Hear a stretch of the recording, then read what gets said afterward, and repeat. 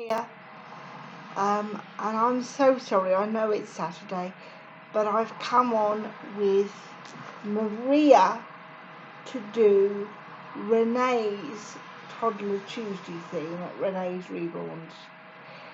Um, the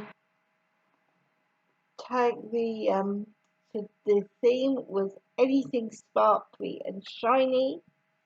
So I've got Maria in this beautiful. Let me hold her up so you can see. Oh, and her bib's fallen off, which is perfect because now you'll be able to see her sparkly bodice of her dress. Let me turn her around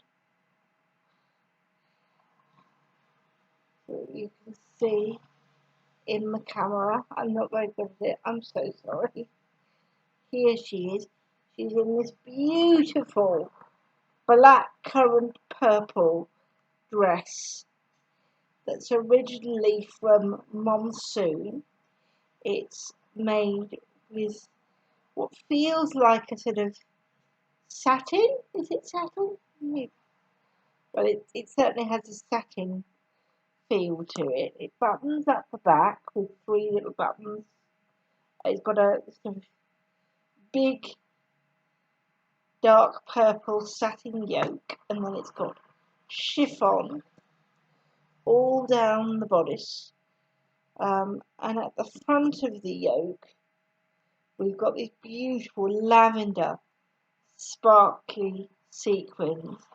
It's got puff sleeves, and it's got 3 chiffon roses in a beautiful dark aubergine appliqued on, and it's got a lovely long chiffon skirt with satin underneath, and it's got sequins around the bottom in that beautiful lavender colour. Maria is a limited edition Rapunzel bear. I got her on eBay for, how much was it? About £20, I believe. And I just fell in love with her. I thought she was fabulous. She's got a little sparkly nose and big green eyes. Haven't you, little miss?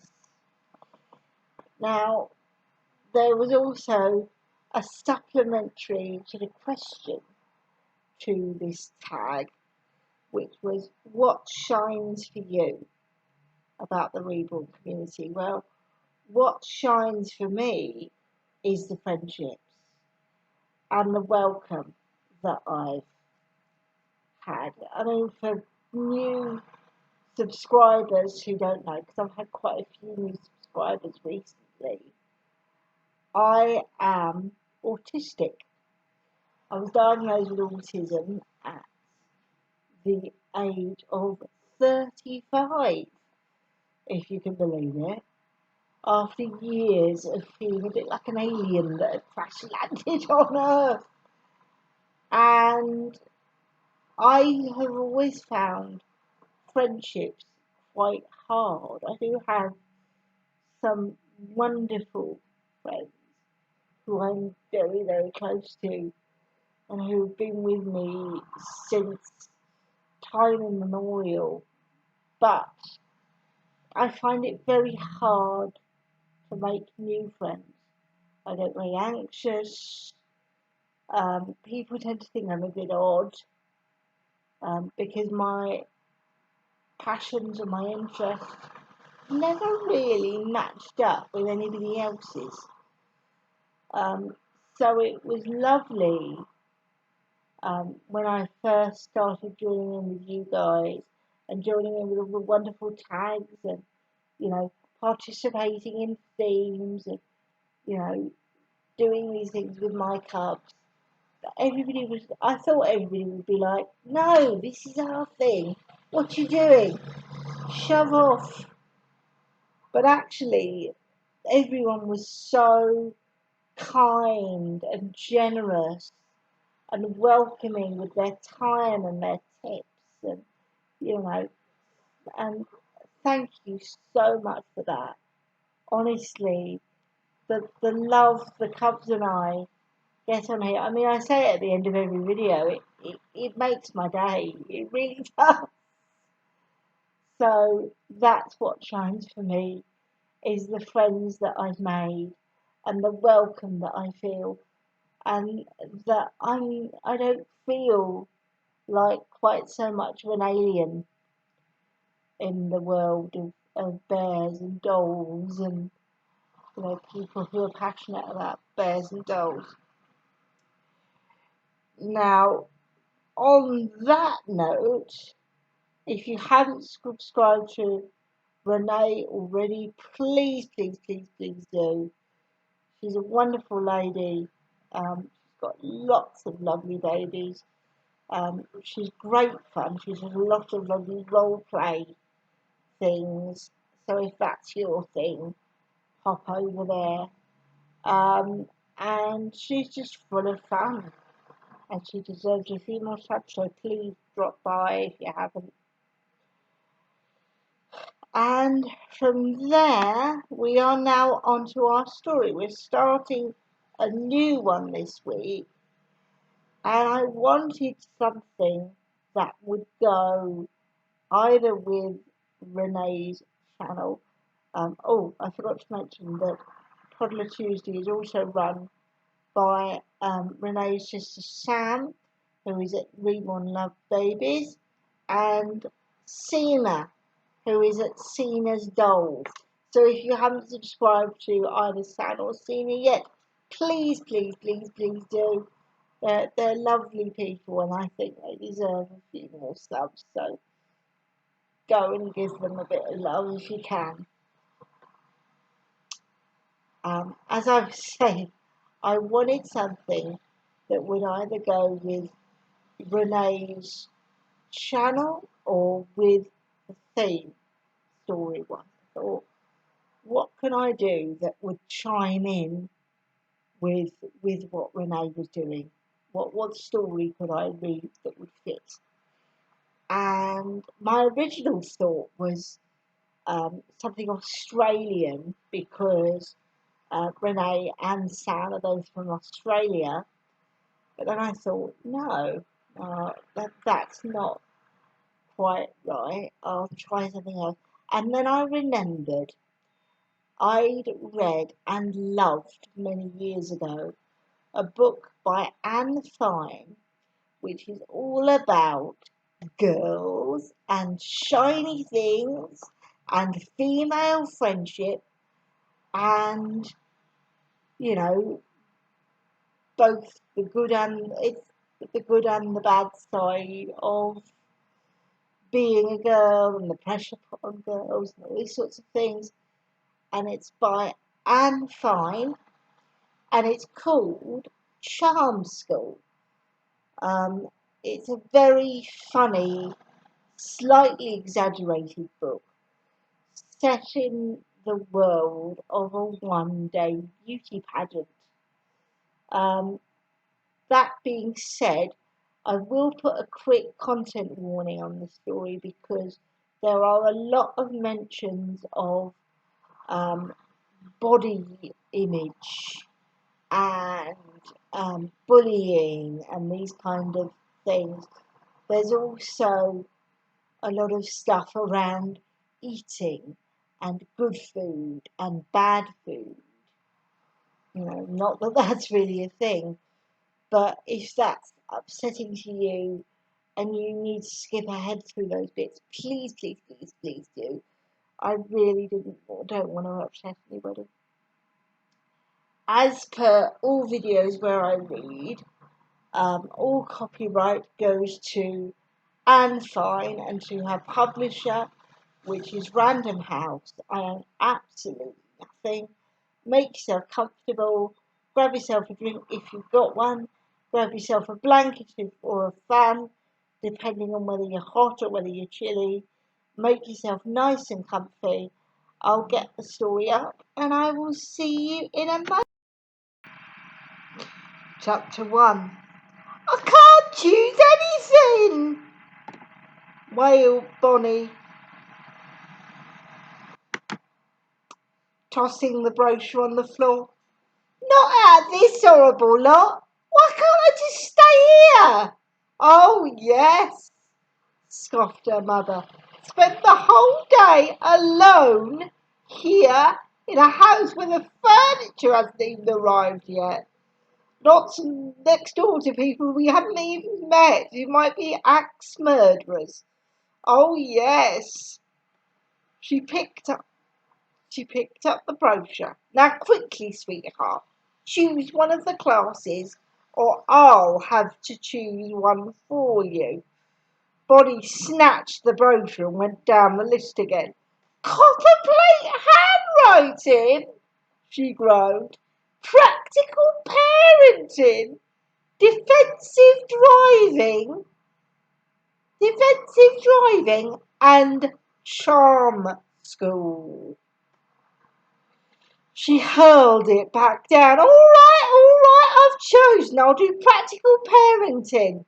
You can't do that. It says you need a baby. I'll borrow one.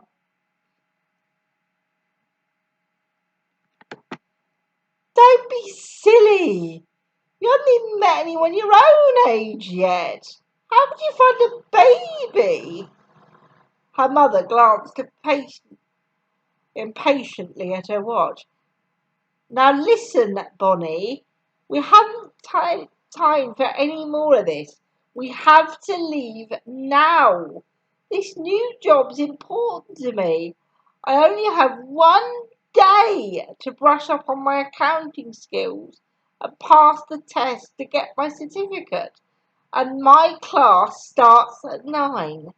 So choose now. Choose. Bonnie scowled horribly. The packing, the move, losing her friends, a whole empty summer yawning in front of her, with absolutely no company before starting again in a strange school. She was as miserable as she could be. Why can't I just come with you? What? To bookkeeping advanced? You don't know anything at all about bookkeeping. It sounded so babyish to say, the way I feel, I'd rather just sit next to you all day not understanding anything than to be sent off to do something of my own. Instead, Bonnie said suddenly, so, I don't even know what copper plate handwriting is. I'm too young to drive, and I may never have a baby. Her mother laughed and reached for the car keys. You know what this means, don't you, bonbons? No, said Bonnie. No, no, no. She kicked out at the bright pink sheet of paper that had fallen from the brochure. No, she said again. I am not going to charm school. Get in the car. No, said Bonnie. Not if you paid me £40 million. Not if you boiled me in oil. Not if you begged me with tears rolling down your cheeks like pearls. Get in the car. If you do this to me, Bonnie warned her mother, I'll never speak to you again.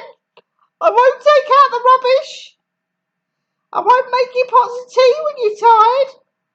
I won't bring home any of the notes from school, and I'll grow up to be a round-the-world yachtswoman, so you won't just have to worry about me a few hours now and then. You'll have to worry about me day and night. Charming, said Mrs. Bramble. See, Bonnie said desperately. I am already charming. I don't need lessons in it. Mrs. Bramble glanced at her watch for the last time. This discussion is over, she warned. I have a job to keep, so get in the car and sit on it quietly before I smack it. Sorry, Mary? What does... What does Bonnie's mummy mean? Oh, I think that she's telling Bonnie if she doesn't stop being naughty, she might smack her bottom.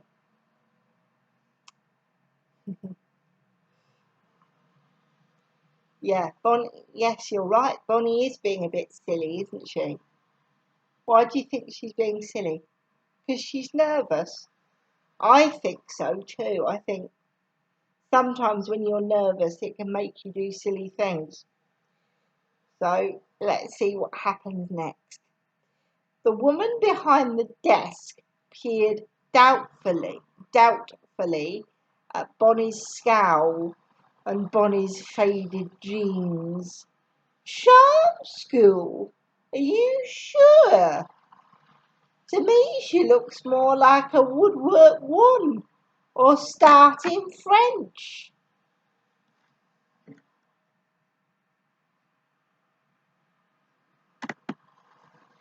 French only lasts an hour, said Mrs. Bramble, and woodwork doesn't begin till tomorrow. It's all today we need. Seeing the puzzled look on the woman's face, she went on to explain, You see, I'm just starting a new job and I need to learn better accounting skills. And her father's still sitting in a lay-by with a broken down furniture van. And obviously she hasn't had any time to make any new friends yet. I don't want new friends, Bonnie interrupted sadly. I want my old ones back. Mrs. Bramble bit her lip, then bravely carried on. And what with the telephone not working yet, it wasn't possible to find a sitter, so she peered anxiously at her daughter, who glared back in a mixture of irritation and humiliation. Still, the woman said doubtfully, charm school? That's all there is, said Mrs. Bramble, apart from copperplate handwriting, unless you let her off the baby. Oh, no, the woman said. You can't do practical parenting without a baby. You have to bathe it, you see. She gave Bonnie a nervous glance, as if she feared someone who looked as sullen and resentful as Mrs. Bramble's daughter might just as soon drown a baby as wash it nicely behind the ears. One all-day charm school it is, then, she said, taking the money, and one all-day bookkeeping advanced. She handed over the tickets. You'd better hurry, she warned Mrs. Bramble. Bookkeeping always starts dead on time. Don't worry about your daughter. I'll point her in the right direction. Mrs. Bramble pecked Bonnie hastily on the cheek. Bye, sweetheart. See you later. And she fled. The woman ushered Bonnie into the lift. You might as well take it, she said, even though you're not carrying any of the usual stuff. The usual stuff? But just at that moment, the lift doors closed, and Bonnie found she was talking to herself. Bonnie got out of the lift on the third floor, as she'd been told, and stamped her foot. Horrible, she muttered. Horrible, horrible, horrible. I hate this town. I hate this place. I hate the world. I hate everybody. Wrong floor, I think, a voice behind her said. Bonnie spun round and told the man hurrying round the corner into the lift, This is free, innit? Where I'm supposed to be? He looked her up and down. I don't think so, little Miss Grumpy. Unless, of course, you're here to help Mora with the sound and the lighting. The only other people on this floor today are Mrs. Opperline's pupils. That's right, Bonnie said stubbornly, and I'm one of them. "Oh, yes." As if to show how little he believed her, he put his foot in the lift doorway to stop it closing. "So where's all your stuff?" A tinned voice spurted out of the lift ceiling. "Please check the drawers for abstractions." Startled, the man drew back his foot. The lift doors closed. Fed up with people as good as telling her to her face that she was a charm-free zone, Bonnie seized the opportunity to stick out her tongue, dig her thumbs in her ears, and waggle her fingers. The lift doors opened again, and the man stared. "I was quite wrong," he said, before they slid closed again properly. "You were quite right. This is quite obviously the floor you need." All along the corridor were photographs of dolls. All sorts of dolls, from innocent blue-eyed china dolls to mischievous dark-eyed dolls, but all had shiny eyes with curly lashes and clouds of perfect hair and pointy teeth, pearly teeth behind their painted, triumphant smiles. They all had names as well, printed beneath their pictures. Miss Rosebud, one was called. Miss Sweet Caroline was another. Little Miss Cute Candy hung between Princess Royale and Our $1 Million Baby. And Miss Stardust even had a wand to match her glittery frock.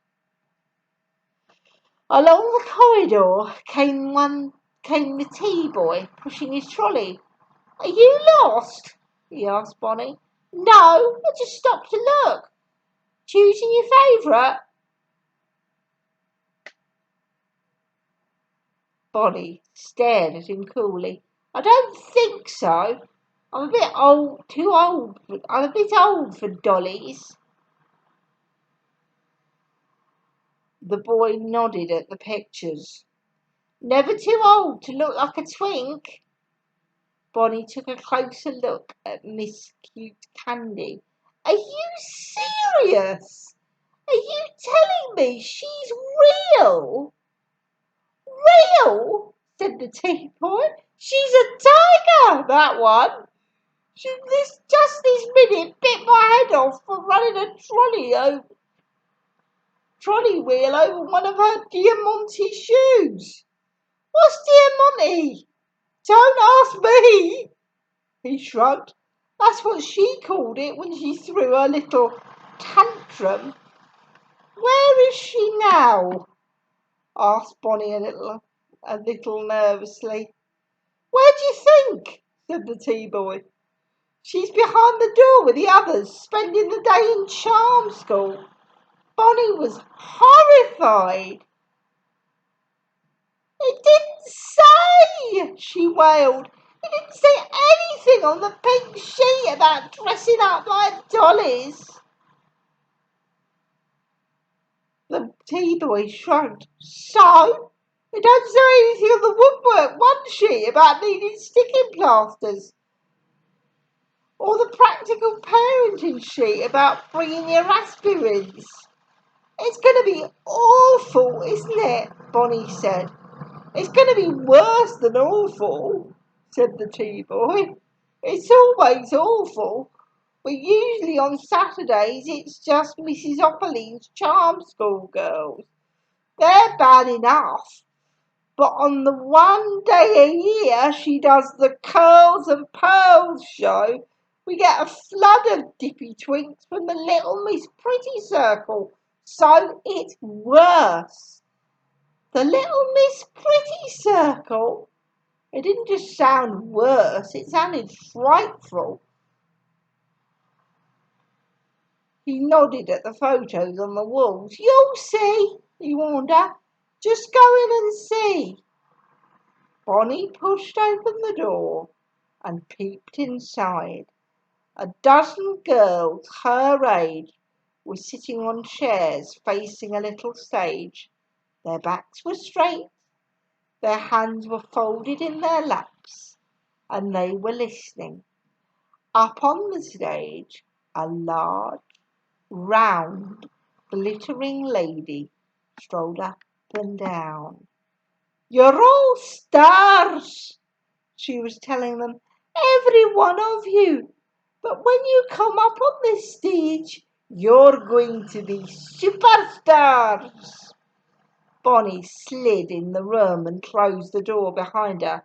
Nobody turned to look. "All day I want to see your prettiest eyes and your prettiest smiles."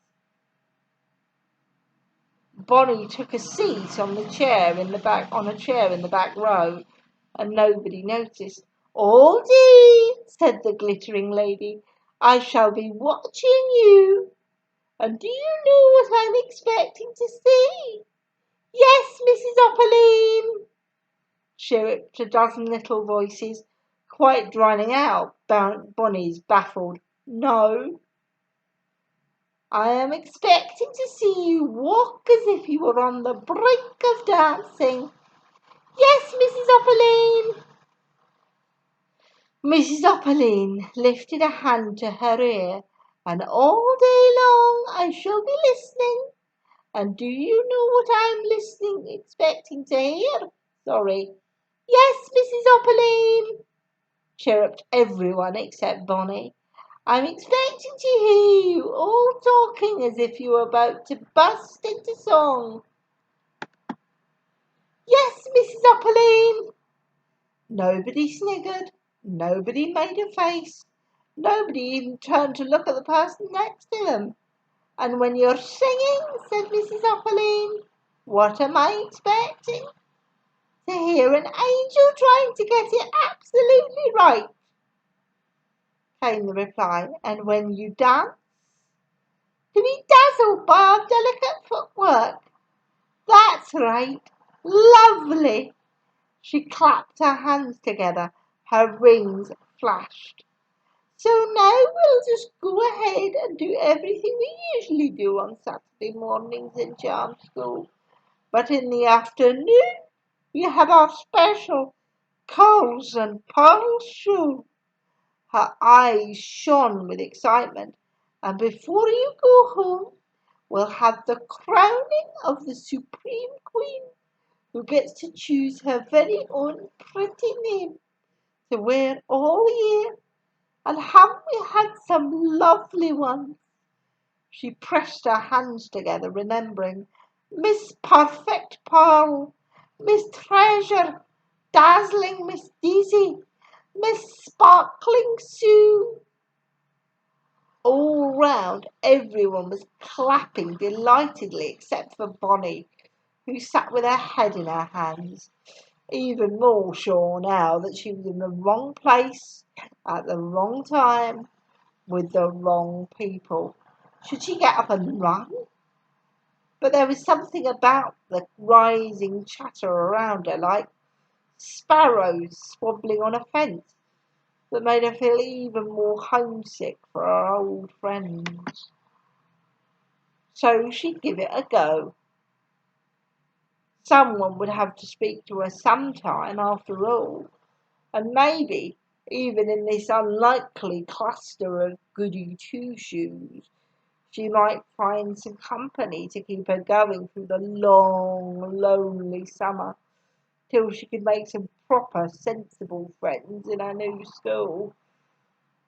So when Mrs. Opaline told everyone to take a little break while she set out her table for beauty tips, Bonnie looked up. And when the girl she recognised from the photograph on the wall sidled past, flashing her a sparkling smile, Bonnie said to her hopefully, "Hello, Rosebud." The pretty vision twirled around. "Who said that?" "I did." "Why?" Bonnie stared. "Because I don't know anyone here," she said, "and you just smiled at me." "I didn't smile at you," the pretty vision snapped. "I was practicing being charming." And off she went. Rude, horrid baggage, thought Bonnie. But it didn't seem fair to judge the whole lot of them by one bad-mannered, haughty girl. So when the one Bonnie recognised as Miss Sweet Caroline strolled over towards her, smiling, Bonnie tried again. "Hi, Caroline!" The smile vanished instantly. The eyes flashed sparks of fire, and Miss Sweet Caroline said to Bonnie, "You say that again, and I'll stick your head in a holly bush." She swung on the heel of her shiny satin shoe and stalked off, scowling. Bonnie stared after her, astonished, until another of the girls came up behind. Though her hair was even longer and glossier than on the photograph outside, Bonnie could tell it was Miss Stardust. "Brilliant!" she said to Bonnie. "You certainly showed her." Bonnie was baffled. All she'd done to Miss Sweet Caroline was say hello. "Showed who?" she asked. "Silly old Sarah Jane." Miss Stardust nodded over Miss Sweet Caroline.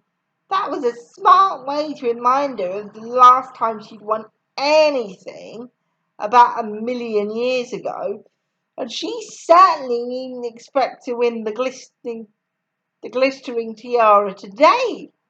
"What glistering tiara?" Miss Stardust waggled her pretty head from side to side in impatience. "Why, the glistering tiara of Miss Supreme Queen, of course. Weren't you even listening?"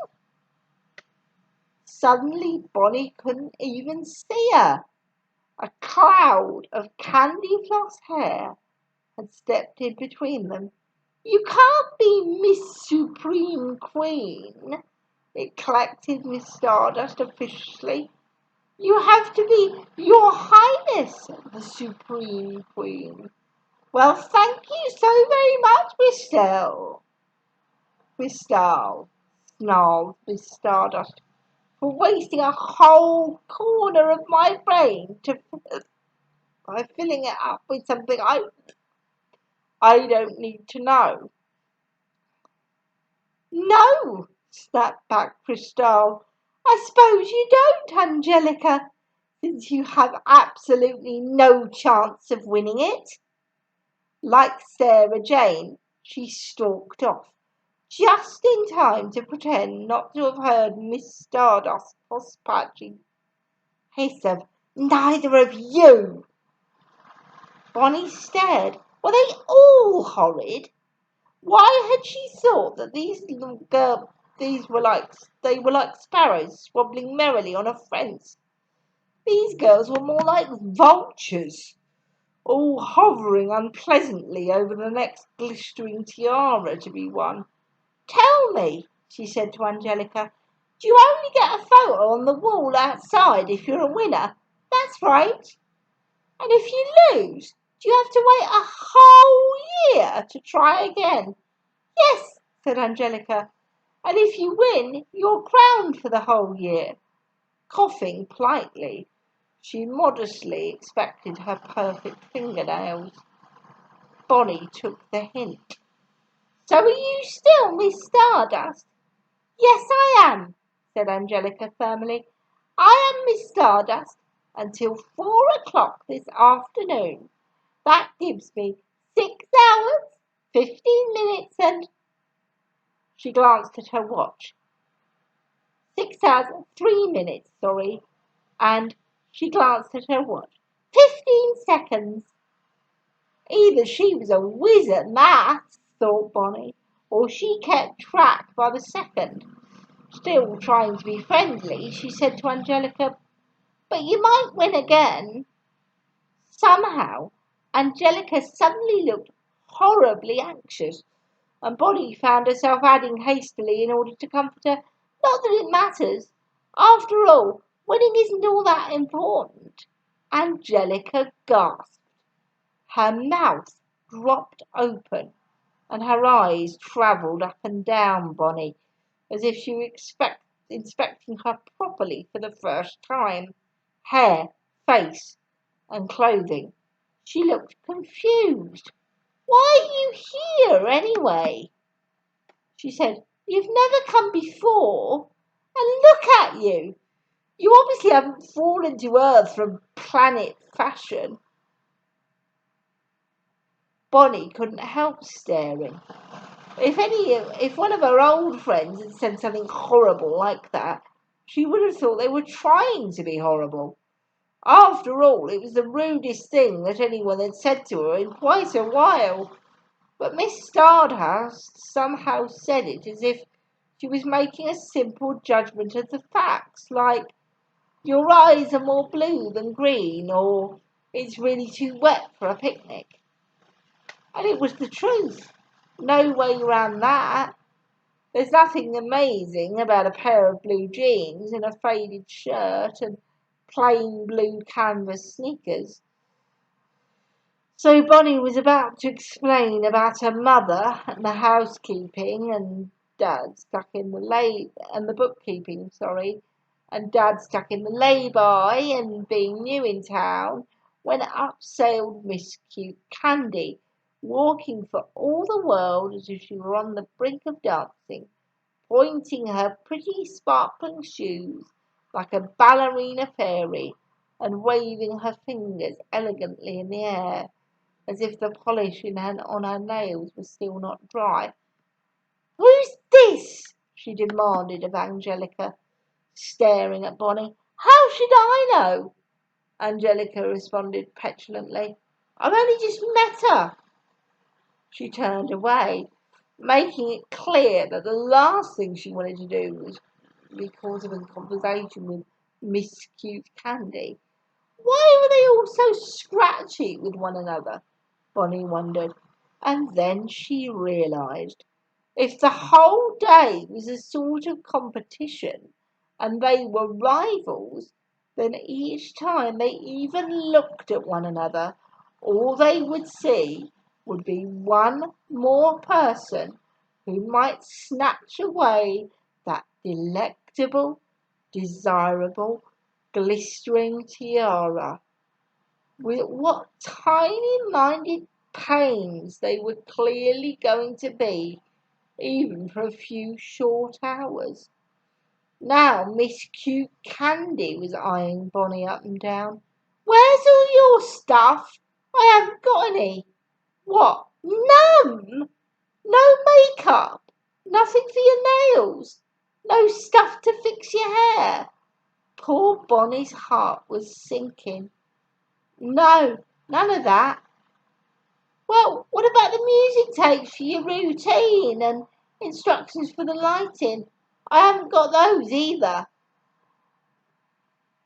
Miss Cute Candy stared. "Well, surely you've bought a gown for the catwalk parade and an outfit for your song and dance routine." No, I haven't." "I don't see why you're even here," said Miss Cute Candy. "What's the point of showing up if all you're going to be is one big nothing?" It was another really rude remark, though Bonnie could tell that, just like Miss Stardust, she wasn't trying to be nasty, she was just curious.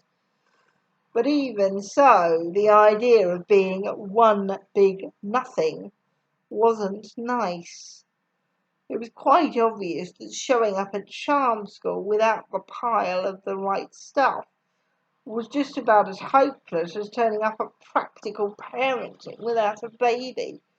What was so special about dressing up? These girls were all swanning about as if just looking your prettiest gave you the right to act as if other people were just grease spots on the carpet. You'd have a whole lot more right to strut around, Bonnie thought sourly, if you could actually do something clever. Do something clever. Her brain was ticking fast now. She'd have a horrible day if she let anybody know that she was here for charm school, that was for sure. They'd already spotted her for a total loser. Even the man who'd stepped in the lift had thought she must be wandering around on the wrong floor, unless she'd come to help someone called Moira with... Bonnie stared down at Miss Cute Candy's beautiful twirling dancing shoes and her own plain old sneakers, and in one brilliant Diamante flash came inspiration. I'm not here for the same reasons you are. I'm only here to give you... I'm only here to give a hand with the sound and the lighting. Oh, you're just one of Moira's little helpers. Miss Cute Candy did just manage to make this sound as if she found it much more likely idea than Bonnie on a catwalk. In her keenness to let Bonnie know exactly what she wanted in the lighting line, she spoke as if Bonnie was some little garden gnome brought back to life just for the day to be useful. Now look here, quick! Grabbing Bonnie's arm, she spun her round to face the mirror that ran the whole length of the wall. See all these horrible lumps? What I want you to do is fix up the lighting so... What horrible lumps? Asked Bonnie, mystified. Those! Miss Cute Candy said, pointing. So Bonnie looked again. All she could see in the mirror was herself, the flat grey wall behind, and Miss Cute Candy in her silky yellow dress and diamante slippers, like an exotic spring flower rising willowy and graceful from a spangled pool. I don't see any lumps. Miss Cute Candy patted at the folds of her skirt. These, she said, the lumps on these great ugly tree stumps. Are you talking about your legs? Legs, scoffed Miss Cute Candy. They're so huge, they're more like pillars in a multi-story car park. Was she serious? One minute she'd been lording it over Bonnie as if she were Miss World and Bonnie was some little goblin, and the next minute she was panicking about the size of her legs. And really panicking. This was no joke. There was a tremble in her voice, Bonnie could tell, and she was close to tears. Bonnie suddenly felt sorry for her, just the same way she'd felt sorry for Angelica for worrying about winning. Don't be silly, she tried to comfort her. You look... But Miss Cute Candy was too upset even to listen. I look horrible.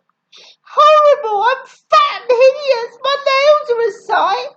My hands would look more delicate stuffed inside oven gloves.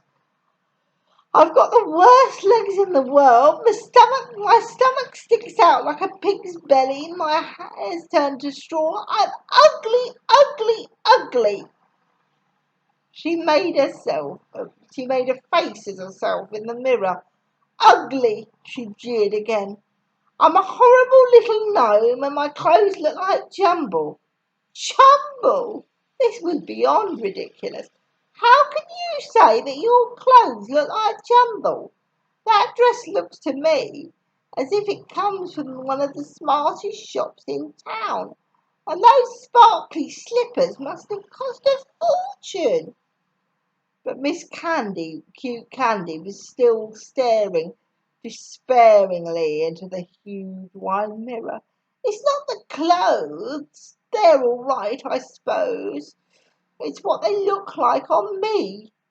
They do look like jumble. I bulge out all over. I'm so fat.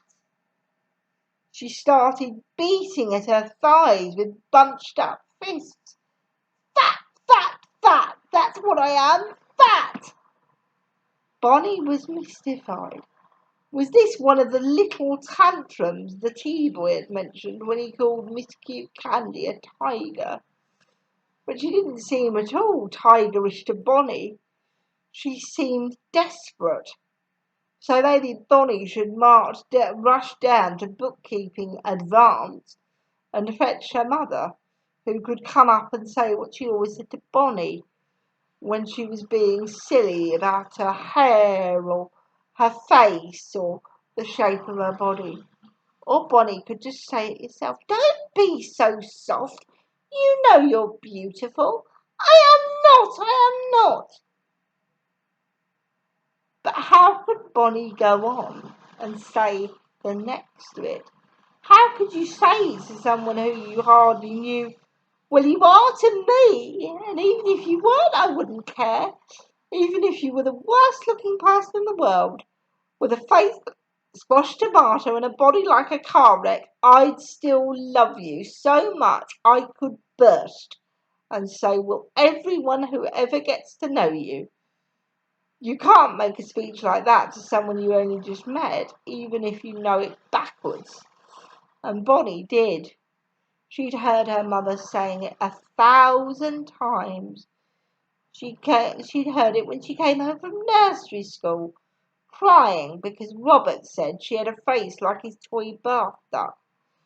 She'd heard it after she'd won the painting prize, and Estelle was jealous and whispered to everyone that Bonnie looked like a maggot. She'd heard it from her mother over and over the year she was in Mrs. Hamilton's class, because Mrs. Hamilton never bothered to stop people being mean to one another, and Flora and her gang picked on all the other girls, giggling in corners and saying horrible things about their hair and their clothes and their faces. And now she'd thought about it, she'd heard it only a few weeks ago, when she came home from her music lesson. What's up with you? Her mum had said. You look like a wet afternoon in Wolverhampton. What's the matter? I'm all right. Bad lesson? Bonnie shook her head. It was all right. Perhaps you're not feeling well. I'm all right.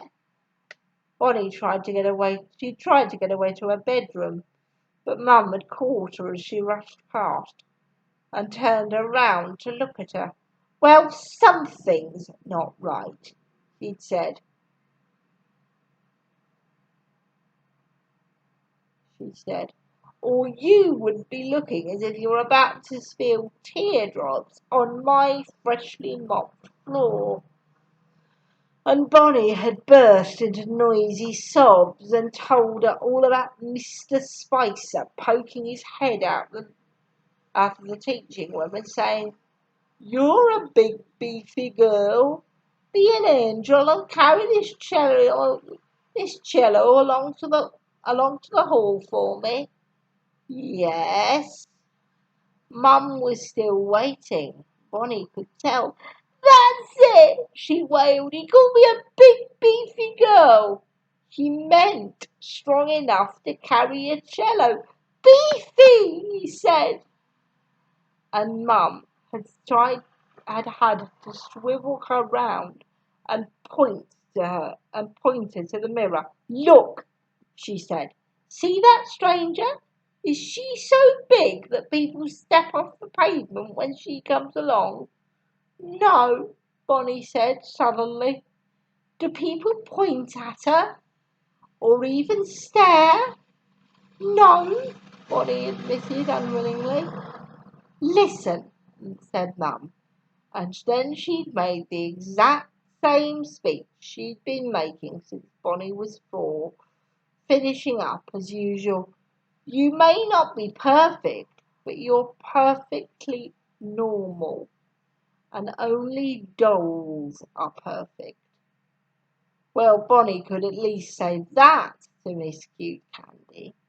Only dolls are perfect. Miss Cute Candy rolled her eyes.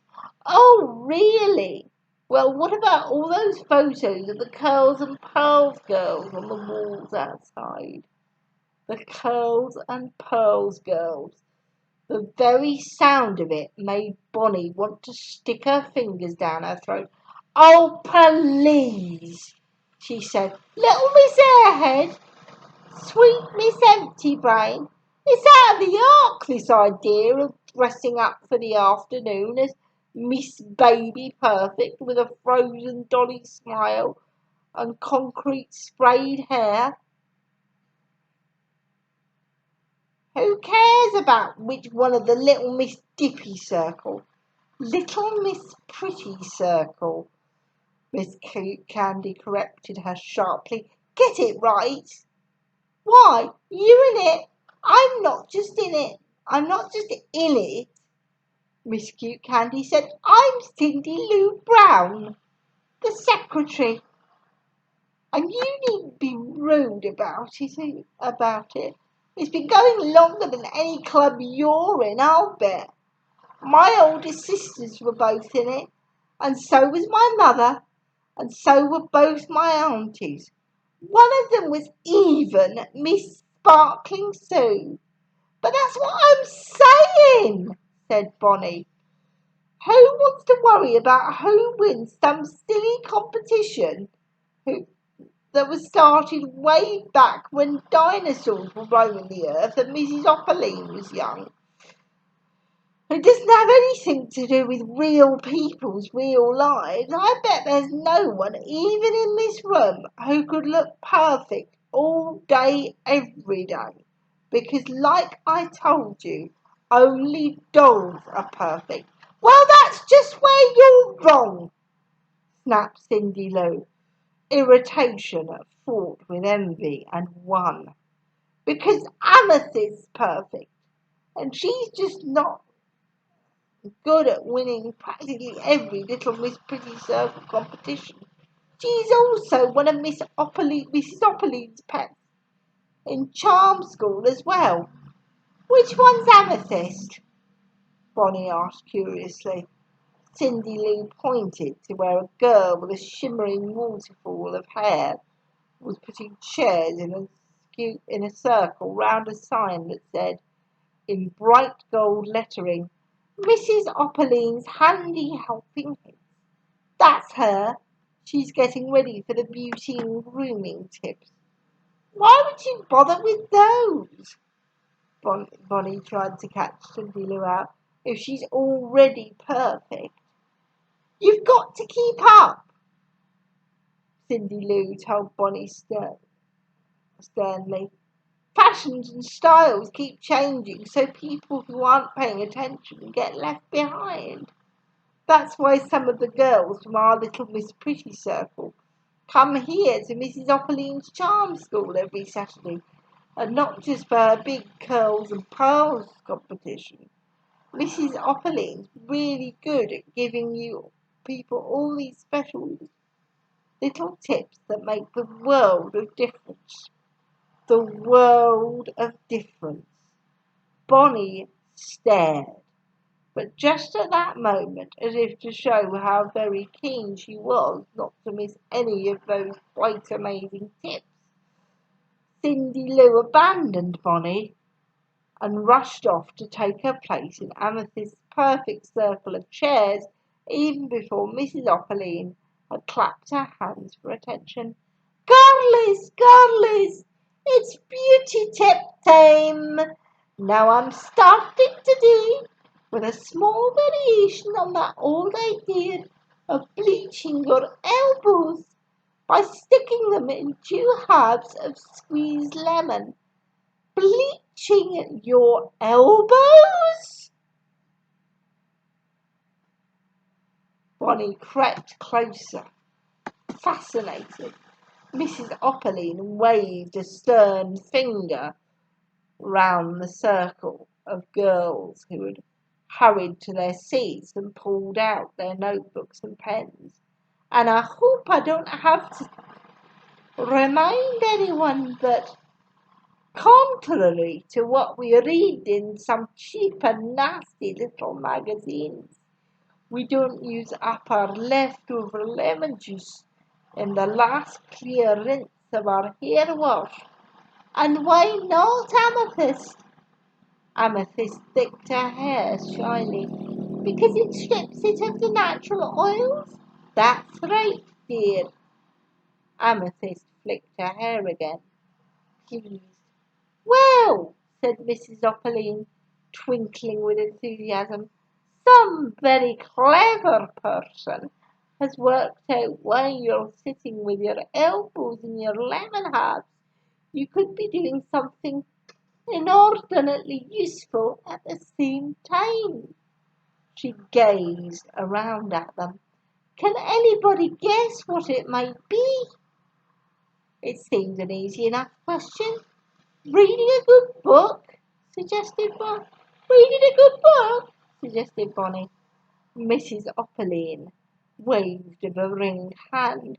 Do try not to be silly, dear. This is serious. She broke off, inspecting Bonnie properly for the first time. You look a little. She paused, puzzled, as she eyed this newcomer to her class, up and down from plain old top to plain old toe. Dear, you don't seem quite. Again she stopped and peered even more closely. Are you supposed to be here? Yes, Bonnie said, fingering the ticket in her pocket. She was about to explain when Cindy Lou called out from her side of the circle. She's here to help Moira with the sound and the lighting. At once, she was the most popular person in the universe, and everyone was calling out, Oh, please, may I just tell you something? I have to explain to you exactly what I need. Listen, there's this bit in my music where, when Moira gets the lighting for my bit, you see I have this problem with girls. Mrs. Opaline clapped to hush them. Everyone will get their turn to visit the back room. She turned to Bonnie. Well, dear, she said, you do look awfully young to be dealing with expensive equipment, but I suppose if Laura thinks it's all right. She gazed around. Has anyone seen Laura this morning? Most of the faces looked blank, though one flamed by a mass of midnight blue ribbons began to crease as if some worryingly half-remembered message was drifting to mind. Don't screw up. Don't screw your face up, dear, Mrs. Opaline reproved her. It will only encourage early wrinkling. And then, as if this reminded her of all she had to get through that morning, she impatiently waved Bonnie out of the circle. All right, dear, off you go. And Bonnie, equally reminded of all she wanted to miss, sprang to her feet, delighted at this chance to be free from all their drippy lectures about bleached elbows and natural hair oils. The tea boy was right. They were ridiculous, perched in a circle on their little chairs like fairies waiting for some Wonderland party. But Miss Stardust had jumped to her feet as well. Oh, please let me go with her, she begged Mrs. Opaline. Just so I can explain about my flashing lights. Not yet, dear. Because I'm sure, miss. She stopped and peered at Bonnie, waiting for a name. Sparky, Miss Cristal insisted, nodding her puffy hair. You always call all electricians Sparky. It's a theatre rule. Miss Sparky, reproved Mrs. Opaline. I'm sure we don't want to forget our manners. She turned back to Bonnie, still peering, and started rooting in her bag. Bonnie was sure she was searching for spectacles, and when she put them on, she'd see at once that even for somebody's helper, Bonnie was terribly young, no older than everyone round her. But then Miss Stardust Miss Stardust started up again. About my flashing lights? No, said Mrs. Opperly. Right now, we're busy with our handy helping hands. And since no one's ever even seen Laura yet, Miss Sparky had better start getting everything set up and ready for our rehearsals for the Curls and Pearls show. Bonnie was horrified. What she'd been hoping to do was sneak away and find her mother, vanish and never come back. Mum might have given her that stern look over her spectacles and ordered her back with a lecture on not wasting money, warmly applauded probably, Bonnie thought bitterly, by all the other people in bookkeeping advanced. But even then she could have spent the day lurking in some cupboard outside. But now they were expecting her to walk the other way to the door at the back of the room, and then start up the lights and music by herself. She was no expert in anything like that. She knew how to use her own music equipment, of course, and she was as good as anyone at flicking on a light switch. But running the sound and lighting for the rehearsals for a Curls and Pearls show, even making things flash for Miss Stardust, well, that was different. Bonnie better confessed that she was really here, like all the rest, to listen to the handy hints. But just at that moment, Mrs. Opperly spoke up again. So, dear, back to all this time we have to spare, sitting with our elbows in our lemons. What are we going to do with it? Well, one quite brilliant idea is to make sure our feet are busy soaking in a bucket of perfumed water to soften all that nasty hard skin that gathers at the back of our poor heels. Bonnie looked round. No one was sniggering. No one was rolling their eyes. No one was even making a face of mock astonishment. They were all diligently taking notes. Bonnie turned round and set off determinedly for the back room. Better Miss Sparky than Miss Twink. And that's our first chapter. We'll leave it there for today. Thank you everybody for watching, and I'm so sorry I'm late with the tags again. I do try and film them when I can, but unfortunately that doesn't always line up with the days of the tags themselves. I'm so sorry about that. Thank you so much everybody for watching, subscribing, for commenting. It really makes my day when you do. And Maria and I will see you soon for another story. Can you wave, Maria? Good girl. Cheerio, everybody.